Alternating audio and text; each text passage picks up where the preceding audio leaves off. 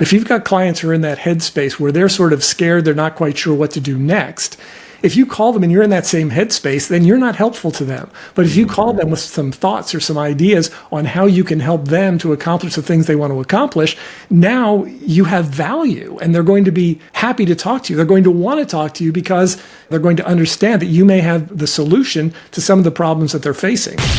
Increase sales, improve margins, and grow your business. Guaranteed. Top secrets of marketing and sales. Now, David Blaise. Hi, and welcome back. In today's episode, co-host Kevin Rosenquist and I will be asking you the question, are you stuck arguing with reality? Welcome back, Kevin. Good to see you, David. Normally, I feel like I'm stuck arguing with virtual reality these days, with ChatGPT or the like. What are we talking about when you say argue with reality? We had touched on this in a previous podcast, and it's a quote that I heard from Byron Katie. She wrote a book called Loving What Is. And she had this quote in there where she said, "Whenever I argue with reality, I lose, but only 100% of the time." And I loved that quote because it just seemed so completely true, right? Anytime we argue with whatever is actually happening, whatever is going on in the world, whenever we argue with that reality, we lose. And if you go to social media, any social media platform, you will find millions of people every day arguing with reality, right? Mm-hmm. They'll be talking about the things that they have no control over, that they wish weren't the case. And you can waste so much life doing this that I thought it would be good for us to have a conversation about. Well, we talked a little bit about controlling what you can control and accepting what you can't control, so it kind of fits into the same category. It feels like we tend to resist what's happening instead of adapting to it. Is that fair to say? Yeah, I think a lot of people do that, and not that we're even doing it intentionally. A lot of times we don't even consider this idea of what is reality versus what am I looking at on a day-to-day basis.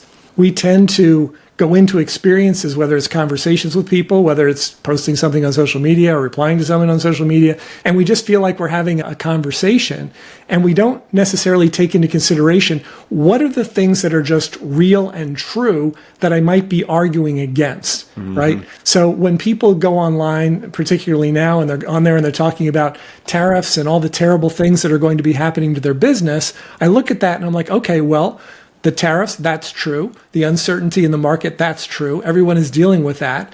But if I talk about that without looking for solutions, without looking for the ways to get around those problems, then why am I even doing it? Isn't that not just wasting time, but wasting our lives and other people's lives? Mm-hmm. What other ways? We mentioned tariffs. There's plenty of big stuff out there that's happening that affects the business world. But as far as just getting into the sales process, the business process, what other ways do you find that people argue with reality? Ghosting, sales in general, cold calling. I mean, every aspect of sales requires us to deal with different aspects of reality every single time, right?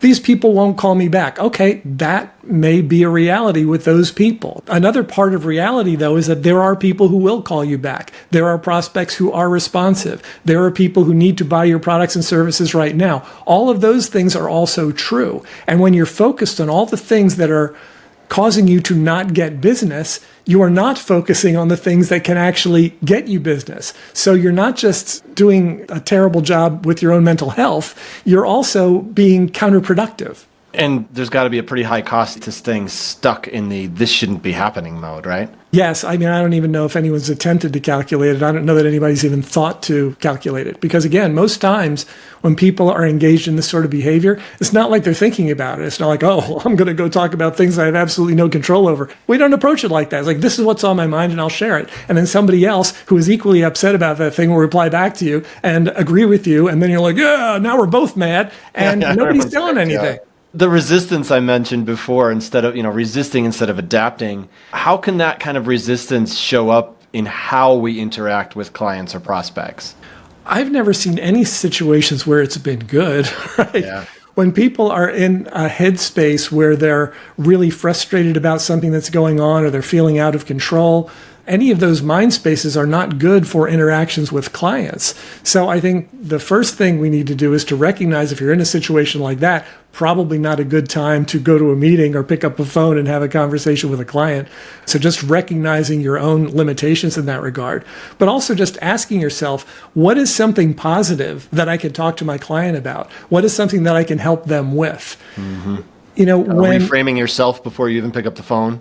Exactly. Yeah. And when everybody is stuck down in the pit, you can't really help anyone. So when times are difficult, when the economy is difficult, one of the things I like to do is to say, okay, well, how can you position yourself as out of the pit so you can help other people get out too? If you're both down there complaining about the fact that you're in a pit, it's not helpful, right? Can I boost the other person out, or can I manage to climb out and help other people out as well? Just looking at the actual situation for what it is. I'm not saying ignore it. I'm not saying pretend it's not happening.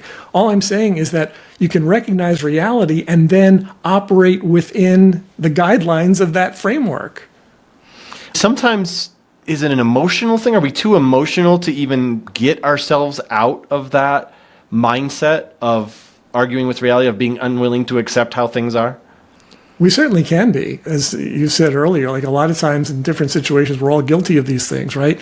You get into a certain headspace where you can't seem to get out, and until you do, you shouldn't be interacting with clients. But yeah, in addition to not being healthy or helpful, it's the kind of thing that spreads. So when you're interacting with other people in a state like that, you create more people like yourself. It's almost like The Walking Dead, where, zombies would create other zombies. You don't want to do that. You mentioned, we talked about reframing before you make a call, things like that. Are there other ways someone can train themselves to respond to what is instead of what they wish was happening? A lot of it requires just a little bit of thought up front and just asking yourself the question, okay, what are the things that my clients are likely struggling with right now? Are they struggling with whatever's going on in terms of tariffs? Are they struggling with the fact that people are hesitant to spend money right now and they can't sell more of their products and services? Because if they're struggling with that, and if our job is to help them to create awareness, as many of our clients in the promotional products industry, their job is to help their clients get the attention of other people. If we know we can do that, then we need to focus on those solutions. When people are in a mood like that, if you've got clients who are in that headspace where they're sort of scared, they're not quite sure what to do next, if you call them and you're in that same headspace, then you're not helpful to them. But if you call them with some thoughts or some ideas on how you can help them to accomplish the things they want to accomplish, now you have value, and they're going to be happy to talk to you. They're going to want to talk to you because they're going to understand that you may have the solution to some of the problems that they're facing.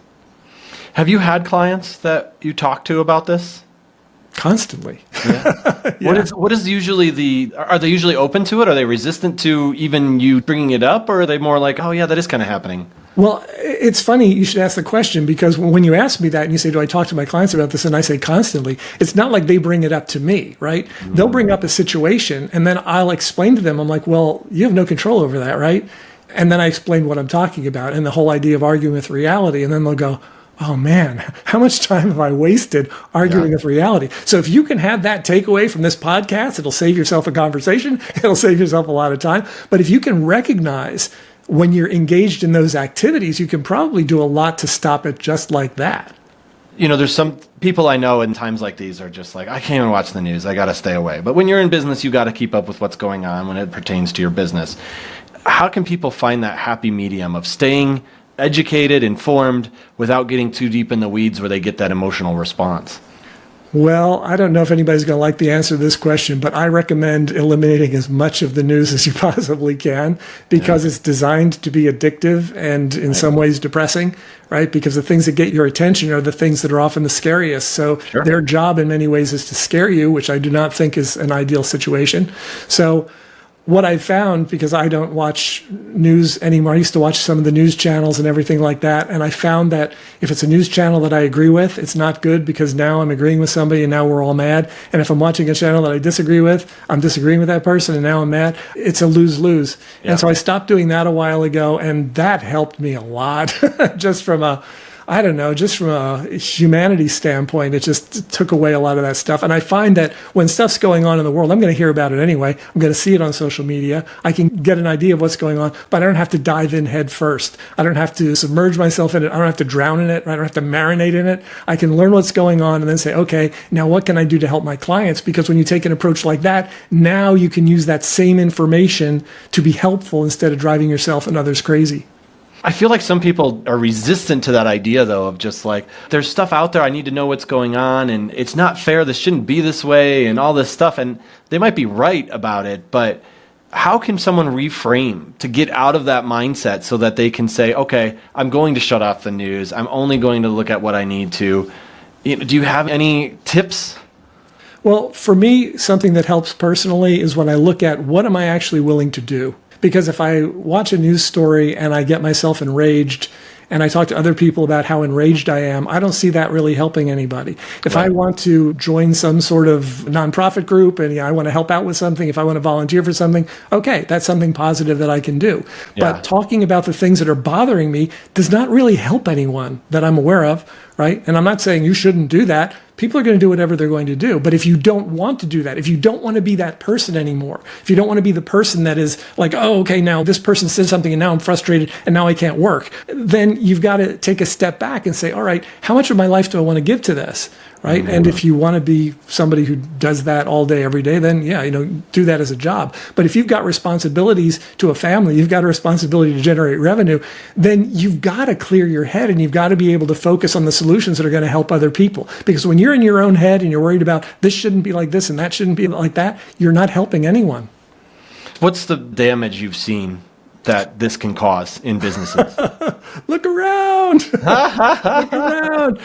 There's a lot of damage. There's a lot of damage that can be caused. And when you go back to our main topic, arguing with reality, probably nearly every major problem we've ever had is associated with that, right? So again, I'm not here to try to solve the world's problems. We work with small business owners to help them grow their sales and profits. And all I'm saying here is that if you want to be able to do your job well, if you want to be able to support your family the best way that you possibly can, then you need to be aware that this could potentially be a problem for you. And if it is, you need to take actions to fix it. Because if you don't, you are harming yourself, you're harming your family, you're harming your financial prospects. It's a big one. If anyone listening is like, damn, that's me. He's describing me.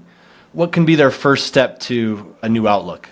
Let's talk. I love talking with people who are like, wow, yes, didn't realize it. That's me. I need help with this, right?